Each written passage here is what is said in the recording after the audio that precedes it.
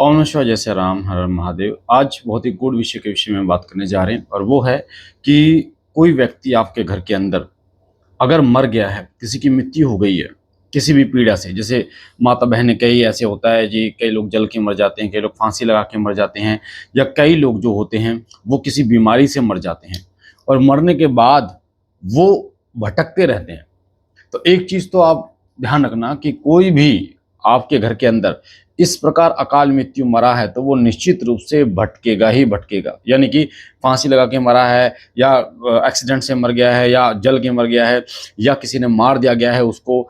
तो ऐसे व्यक्ति, या फिर कई बार ऐसा होता है कि महिलाएं जो है वो बच्चे होने में मर जाती हैं, या कोई ऐसी गंभीर बीमारी जिस बीमारी का इलाज नहीं हो पाया और वो उस बीमारी में उसकी मृत्यु हो गई। उसके बाद वो व्यक्ति मरने के बाद जिस भी व्यक्ति के शरीर में प्रवेश करेगा या जिस भी व्यक्ति को वो परेशान करेगा, तो वो वही परेशानी उसको देगा जो परेशानी उसने झेली थी। अब मैं आपको एक एग्जांपल देता हूँ। जैसे हमारे दरबार में एक महिला आई। उस महिला के साथ क्या था कि उसके घर में जो दूसरी, मतलब जो महिला आई है वो उसकी दूसरी शादी हो गई आई। तो उस घर में जो पहली महिला थी वो जल के उसकी मृत्यु हो गई थी। तो वो जो पहली महिला थी, है ना, जो उसकी पहली महिला थी, जो वो उसकी जल के मृत्यु हो गई। उसके बाद में दूसरी महिला उस घर में आई, यानी कि उसकी धर्मपत्नी बन के आई। तो उस महिला को अपने शरीर में जलन होने लगी। ऐसे लगता है जैसे अग्नि लग रही है, शरीर में जलन हो रही है, भयानक जलन हो रही है, हृदय के पास, हाथ पैरों में जलन महसूस होती थी उसको।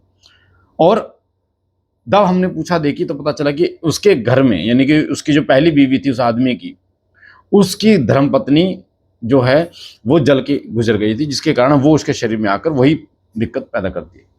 ऐसे बहुत सारे केसेस होते हैं जिसमें कोई व्यक्ति जिस पीड़ा से मरा है, जिस भी पीड़ा से मरा है, वही पीड़ा वो उस व्यक्ति को देगा जिस व्यक्ति के शरीर में वो प्रवेश कर रहा है। चाहे अगर कोई फांसी से मरा हुआ है तो उसको यहाँ गले में दिक्कत होगी, गले में ऐसा लगेगा जैसे सांस लेने में दिक्कत हो रही है। अगर कोई व्यक्ति एक्सीडेंट में मरा और एक्सीडेंट में उसके पैर टूट गया, तो उसके पैर में वो नेगेटिविटी जो है, यानी जिसका एक्सीडेंट होकर मरा था जो व्यक्ति, किसी व्यक्ति के शरीर में प्रवेश करेगा तो उसके पैर में पीड़ा देगा, दिक्कत देगा। यहीं पर ही अगर कोई व्यक्ति बीमारी से कोई मरा हुआ व्यक्ति है, यानी कोई डायबिटीज की बीमारी से मरा है, कोई कैंसर की बीमारी से मरा है, या किसी भी बीमारी से मरा है कोई व्यक्ति, तो वो उसी प्रकार की बीमारी उस शरीर में पैदा करता है जिस बीमारी से वो स्वयं मरा है। और एक चीज और मैं आपको बहुत ही गहन तरीके से बता दूं, आपके घर का कोई भी मेंबर जो किसी बीमारी के थ्रू या एक्सीडेंट के थ्रू या किसी भी, मैंने आपको अकाल मृत्यु के विषय में बता दिया, अगर उसके अकाल मृत्यु के चक्कर में, यानी अकाल मृत्यु में उसकी मृत्यु हो गई, अकाल मृत्यु हो गई उसकी, तो वो आपका सगा नहीं है। हम कहते हैं ना, बड़े बुजुर्ग कहते हैं कि जिंदा खींचे जिंदे की तरफ, मरा खींचे मरे की तरफ, है ना। अब ये क्यों कहते हैं? जैसे कोई व्यक्ति परेशान हो जाता है तो हम उसको हॉस्पिटल लेके जाते हैं, कोई बीमारी हो जाती है, यानी हम उसे बचाने की कोशिश करते हैं, यानी हम अपनी तरफ खींचने की कोशिश करते हैं। उसी प्रकार जब कोई व्यक्ति मर जाता है तो उसको मारने की कोशिश करता है। आपके परिवार का कोई व्यक्ति जो किसी बीमारी में, जिसकी मृत्यु हो गई, अकाल मृत्यु हो गई, उसके बाद वो प्रेत योनि में चला जाता है।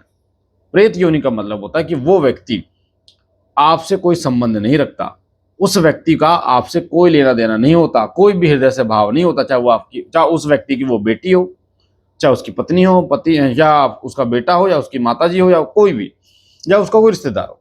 यानी प्रेत योनि में जाने के बाद वो अपनी स्वच्छ स्मृतियों को भूल जाता है कि कौन उसका सगा है, कौन उसका हितैषी था, जीते जी, और कौन नहीं।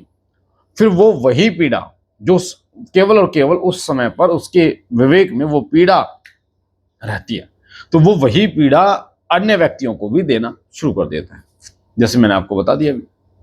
ऐसे ही जिस प्रकार वो पीड़ा देता है उसी प्रकार वो रोग भी देना शुरू कर देता है। यानी अगर कोई व्यक्ति खुजली से उसकी मृत्यु हुई और उसकी जो है उसकी इलाज नहीं हुआ, तो वो जिसके शरीर में आएगा वो खुजली करेगा, अन्य लोगों के शरीर में भी खुजली करेगा, परिवार वाले या किसी भी व्यक्ति के शरीर में वो खुजली करेगा।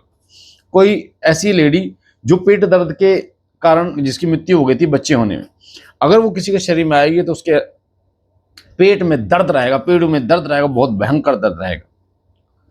इसी प्रकार कोई व्यक्ति अगर ऐसे मर गया कि किसी ने उसकी मृत्यु कर दी, गला दबा के, तो उसके गले में दबाव पड़ेगा, या गर्दन काट दी तो उसके गले में ऐसा लगेगा जैसे सुइयां चुभ रही हैं उसको। ये इस संसार की सत्यता है जो मैं आपको बता रहा हूं। तो कई लोग जो पितरों के निमित्त बहुत ही सॉफ्ट व्यवहार रखते हैं, ये सोचते हैं कि हम हमारे जो पितर हैं, बार बार पितरों को पूजा करते हैं, बार बार पितरों को स्थान देते हैं, बार बार पितरों को आह्वान करते हैं, उनका स्मरण करते हैं, उनको याद करते हैं, और ये कहते हैं कि मेरा पिता चला गया, मेरी बेटी चली गई, मेरा बेटा चला गया, मेरी माता चली गई, जो भी है। सबसे पहले सुनिश्चित करना इंपॉर्टेंट है कि वो प्रेत योनि में है या वो पितृ योनि में है। तो सबसे इंपॉर्टेंट आज के समय में मेनली लोग प्रेत योनि में जा रहे हैं, और उनके लिए जो धर्म कार्य है, चाहे वो हवन का कार्य है, चाहे वो पिंडदान का कार्य है, चाहे वो भक्ति का कार्य है, चाहे वो भगवान शिव को स्नान कराने का कार्य है पितरों के नाम से, भगवान सूर्य को जल देने का कार्य है पितरों के नाम से, या तर्पण का कार्य है, ये सभी कार्य लोग नहीं कर रहे, जिसके कारण वो भटक रहे हैं और केवल अन्य शरीर और घर के जो मेंबर है उनको भी वो पीड़ा दे रहे हैं, परेशानियां दे रहे हैं। तो जितने भी लोग मुझे सुन रहे हैं, एक गंभीर विषय है, आप सुनिए, इन चीज को ध्यान दीजिए।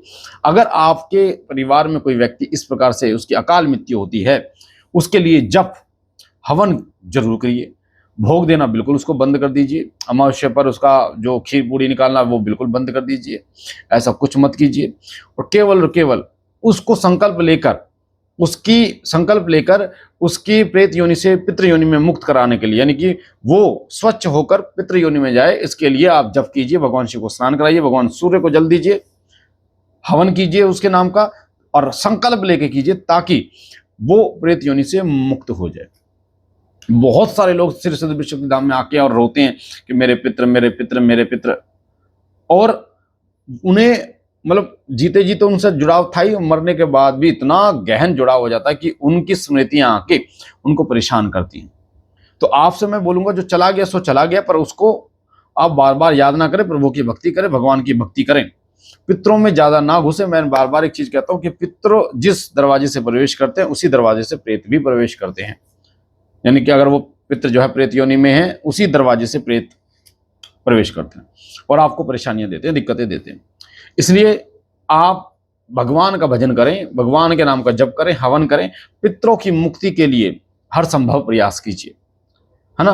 आप वो समय नहीं है कि आप दान कर दिया और पितरों को लग गया, वो समय वो है कि आप गंगा स्नान करेंगे, आप पिंडदान करेंगे, आप हवन करेंगे, पितरों के लिए जप करेंगे। सबसे इंपॉर्टेंट, सबसे जो सस्ती चीज है जो वो है आपकी मेहनत, कि आप अपनी मेहनत से जप करके उनको जप समर्पित करें, उनके नाम का दीप दान करें किसी देवता को, और उनके निमित्त दीप दान करें। जैसे भगवान शिव को दीप दान करें कि उन पितृ के निमित्त जो प्रेत योनि में है उसको प्रेत योनि से मुक्त कीजिए।